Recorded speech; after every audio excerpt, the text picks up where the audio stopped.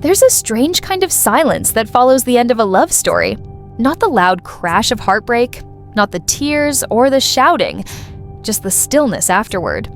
That's where Keith Urban has been living lately, somewhere between what was and what comes next.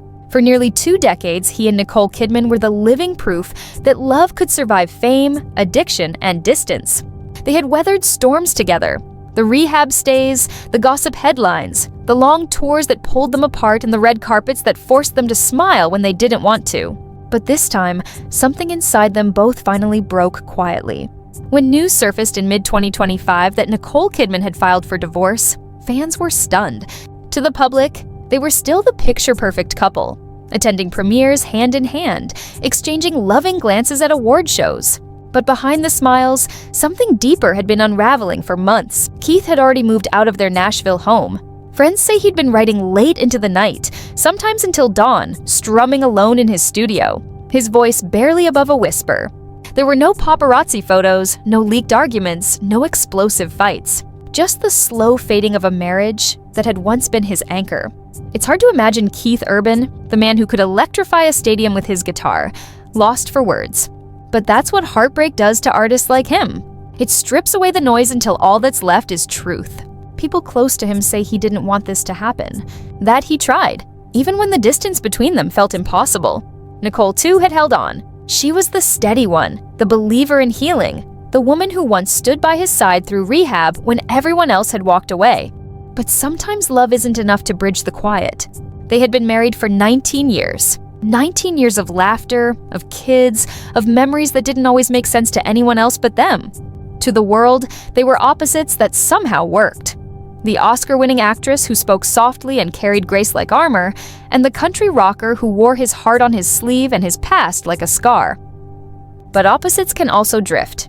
In recent interviews, Keith had spoken about change, about how love evolves. He never mentioned divorce, never blamed anyone. But if you listened closely, his tone carried something unspoken. The tremble of a man who had loved deeply and lost something even deeper. One night in June, he performed in Melbourne. The crowd roared as he walked onto the stage. But when the lights dimmed and he began to play Parallel Line, something shifted. His voice cracked halfway through the chorus. The audience thought it was emotion, maybe nostalgia. But those close to him knew this was personal. After the show, he didn't join the band for dinner. He drove back alone, silent, hands gripping the wheel, the city lights reflecting off the windshield like memories he couldn't shake. He had spent years writing songs about love, the falling, the fighting, the forgiving. But this time, there was no melody that could fix what was gone. Nicole Kidman had always said Keith's music was where he told the truth. It's where she first fell in love with him. Not the fame, not the charm, but the honesty in his songs. He wrote like he was confessing, like every lyric was a piece of his soul. But over time, even that began to change. The tours got longer, the nights got quieter. They lived more apart than together. Friends of Nicole say she tried to reach him, but he had retreated into his own world, one filled with chords, notebooks, and half-finished songs that never left the studio. She would come by sometimes, sit in the corner quietly, watching him work. He'd look up and smile, but the connection they once shared wasn't there anymore. Not really. When Nicole finally filed for divorce, she did it quietly. No statement, no press conference. Just a line in a court document that marked the end of a 19-year story. She didn't blame him. She didn't expose him. In fact, she told friends she would always love him, just differently now. For Keith, the days after were the hardest. He'd wake up to silence. No sound of kids running through the hallway, no morning coffee shared on the balcony. The home felt too big, too empty. He poured it all into music.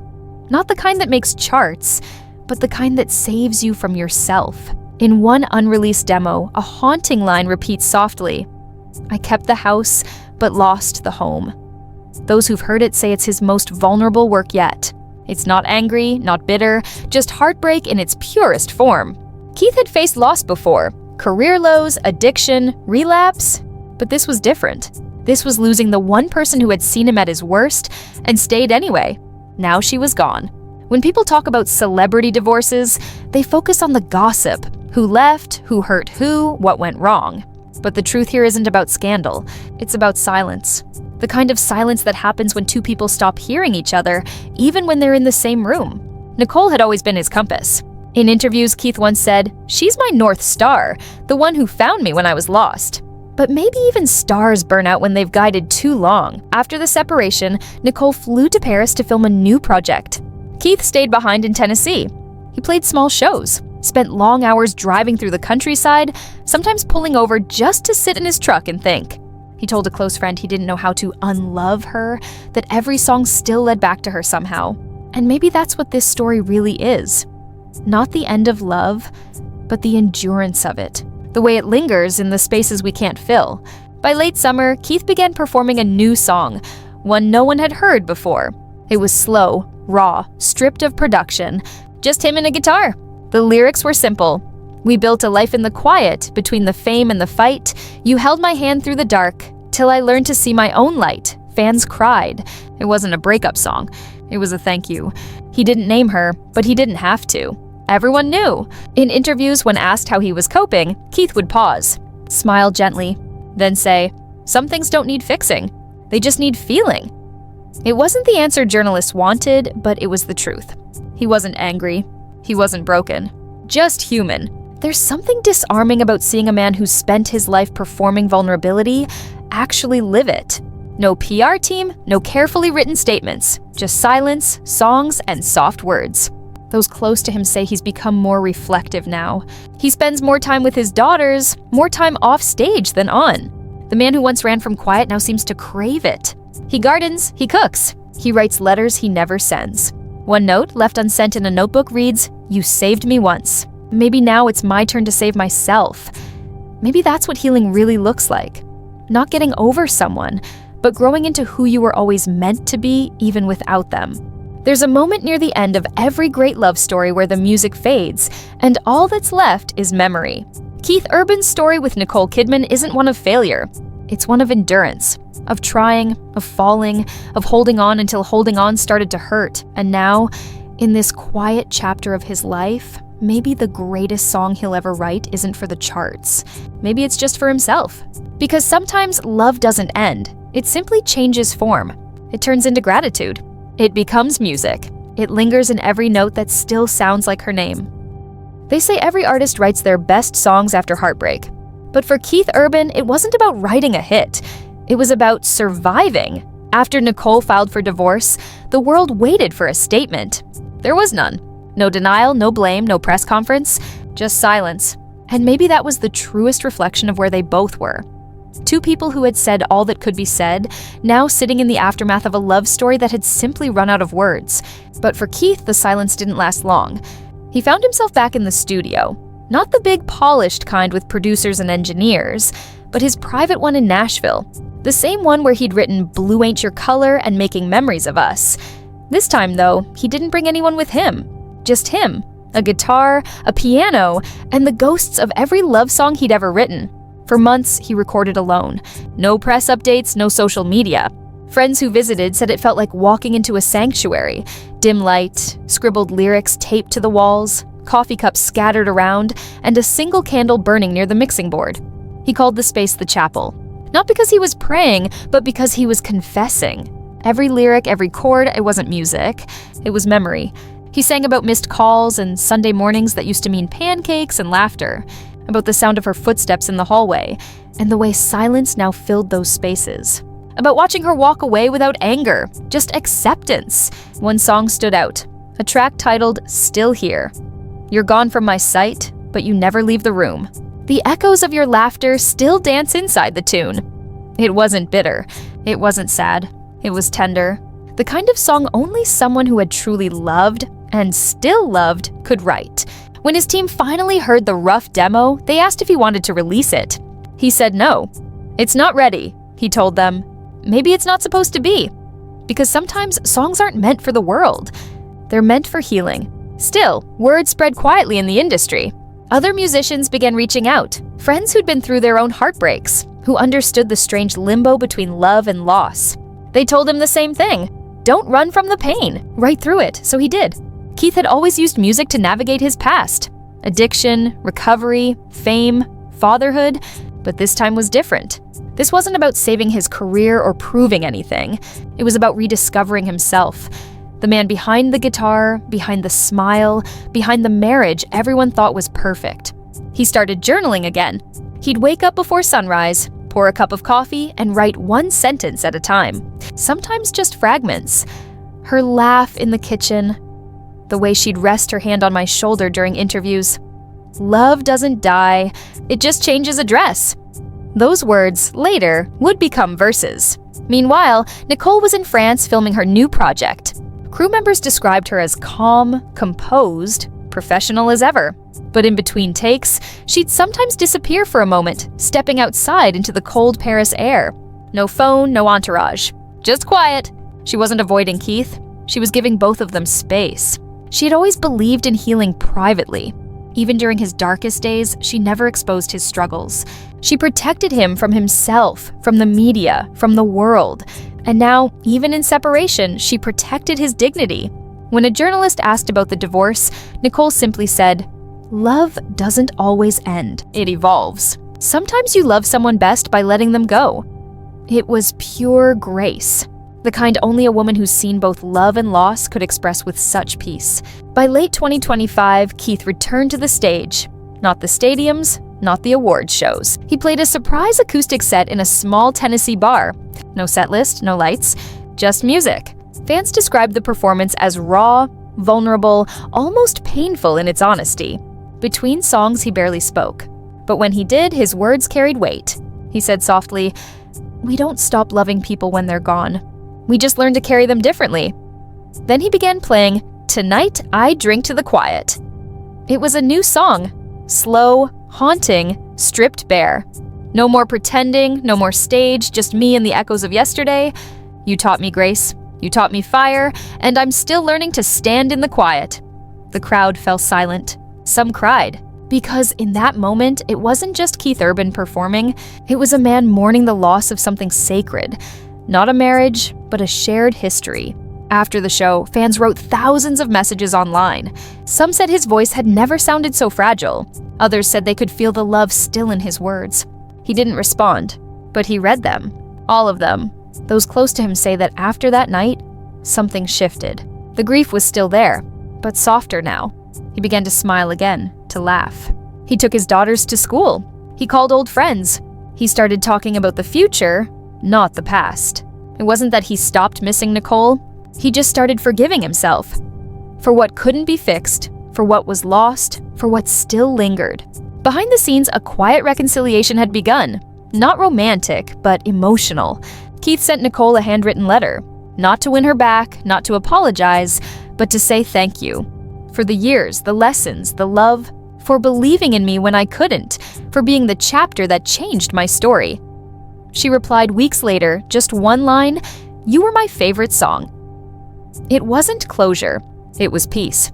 In one rare moment during a podcast interview, Keith was asked what love means to him now. He paused for a long time before answering. Love is knowing someone's heartbeat even when you can't hold their hand. It's the music that doesn't stop just because the dance ends. That's the thing about heartbreak. It doesn't always destroy you. Sometimes it humbles you. It reminds you of what's real.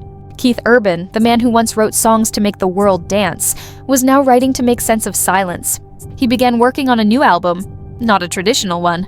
No producers, no chart chasers. Just him, a mic, and truth. He called it Unspoken. The tracks were simple. No fancy hooks, no overproduction. Just honesty. Each song sounded like a love letter to the life he once had, and a prayer for the life he was learning to live without her. One song, Photographs Don't Fade, carried the most emotion. I still see you in the corner light, bare feet, coffee, morning white. You're gone, but darling, not erased. In every frame, your soul's still traced. When the demo leaked, fans called it his goodbye to Nicole. But those who knew him said it was more than that. It was his forgiveness to himself. Months later, Nicole attended the Nashville Film Festival. Cameras caught her smiling softly when one of Keith's songs played during a tribute reel. She didn't flinch. She didn't look away. Just smiled, like someone who had finally found peace in the echoes of what once was. Because love like theirs doesn't end, it transforms. It becomes something quieter, purer. Gratitude, memory, art. And Keith, he's still performing, still writing, still healing. But those close to him say he's different now. Grounded, humbled, quieter. When asked recently if he still believes in love, he nodded gently and said, "More than ever, just not the same way." There was no sadness in his voice, just truth. He knows now that love isn't about forever, it's about presence.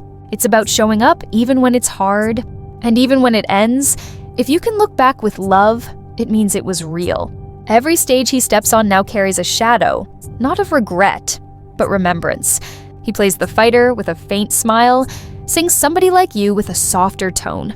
Because he knows every song is a chapter of that love, and maybe that's the most beautiful part, that music outlives the moment. Love may fade, but melody remembers. It's been nearly a year since the world learned that Nicole Kidman and Keith Urban had quietly ended their 19-year marriage. The headlines have long faded. The noise has stopped. But for Keith, the real story was never about what ended.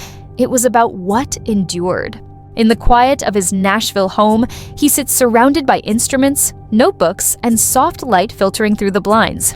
There's no camera crew, no interviewer, no audience. Just him and a piano. He presses one key, then another. The sound is fragile, like the first steps after grief. He begins to hum. It's a melody he's carried for months, one that came to him in fragments, in dreams, in the lonely moments before dawn. That melody would become Still Here. The song wasn't written for the world. It was written for her. Or maybe for the love they both still carry. In it, he sings, "I see you in the laughter of our girls, in the quiet corners of my world. You're gone from sight, but not from near. Love doesn't leave. It just changes gear." When he finally decided to record it, his team said it felt like a prayer. No drums, no production, just his voice, the soft ache of piano and silence in between. He didn't plan to release it, but someone convinced him otherwise. A close friend told him, "Keith, you owe this song to everyone who's ever loved and lost without bitterness." So he did. On a cool October night, Keith Urban walked onto a small stage in Los Angeles, his first public appearance since the divorce was finalized. The lights dimmed. The crowd fell silent. He took a deep breath, smiled faintly, and said, "This one's not about the end. It's about what stays." Then he began to play Still Here. There was no spectacle, no fireworks, no band. Just Keith, raw, vulnerable, human. Every lyric felt like a confession whispered into the dark. By the second verse, the crowd was silent. By the bridge, they were crying. And when he sang the final line, "If love was a song, you'd still be my rhyme," his voice broke. Just slightly, but enough. The audience stood in absolute silence before erupting in applause. It wasn't just for the music, it was for the courage. Later that night, clips of the performance spread across social media. Fans wrote, "That's not a breakup song, that's a love letter." He didn't lose her, he learned how to carry her differently. That's what real love sounds like when it grows up. The video went viral, not because of fame, but because of honesty. In a world obsessed with blame and scandal, Keith Urban had done something rare. He'd chosen tenderness. Behind the scenes, Nicole saw the performance too. A friend close to her said she watched it alone in her London apartment late at night. When the song ended, she didn't cry. She just smiled softly, that quiet, knowing smile she's always had. Then she whispered almost to herself, "That's him. That's Keith, and that was all." She didn't need to call, didn't need to post, because sometimes love doesn't need an audience. Sometimes it just needs acknowledgement. Months later, Keith released the official studio version of Still Here. He donated the profits to a foundation supporting artists in recovery, a cause close to his heart, and one Nicole had supported for years. When asked about it during a radio interview, Keith said, "This song isn't about heartbreak, it's about gratitude. About realizing that love doesn't have to end for life to move forward. You can love someone and still let them go." The interviewer paused, visibly moved, and asked if he still talks to Nicole. Keith smiled gently. Sometimes silence says more than words ever could. By now, both of them had found new rhythms in life. Nicole continued filming, balancing work with motherhood. Keith focused on his daughters, spending quiet evenings at home, cooking, playing guitar, and learning to live in the peace he once ran from. Their lives no longer intertwined daily, but they still shared the same sky. Both looking up, both grateful. Because some stories don't end with goodbye. They end with thank you. In late 2026, during a special documentary about his career, Keith revisited the Nashville studio where he'd written Still Here. He sat in the same chair, the same soft glow around him. The wall still held the marks of his heartbreak. Handwritten lyrics, worn-out guitar strings, coffee stains on the desk. He looked around and said softly, "This is where I learned how to let go without losing." He paused, then added, "You can't hold on to someone forever, but if you can look back and still feel love, you did it right." Then, almost as an afterthought, he smiled and said, "That's what she taught me." For Nicole, healing came differently. She told a magazine during a quiet interview that she had entered a new chapter of self-discovery. "There's a peace that comes when you stop trying to rewrite the ending," she said. "When you accept that love can exist beyond marriage, that it can still be beautiful even in a different form." She didn't talk about Keith directly. She didn't need to.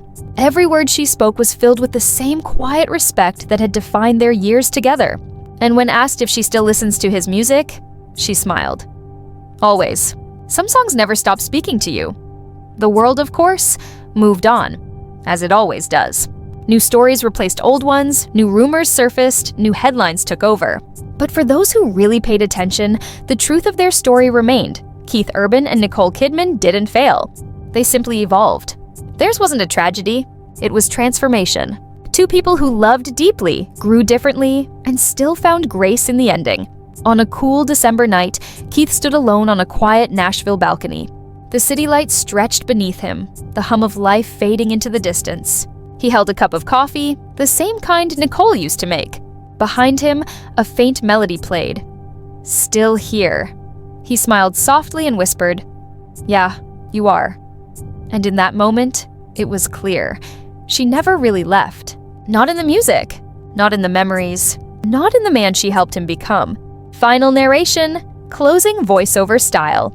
In every great love story, there's a moment when the music changes, when the notes slow, when the dance ends, and the silence begins. But sometimes, the silence isn't empty.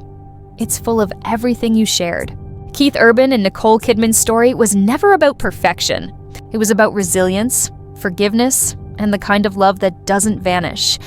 It transforms. Because real love isn't about forever. It's about the moments that stay, the ones that echo long after the curtain falls. And somewhere, between the chords and the quiet, they're both still here.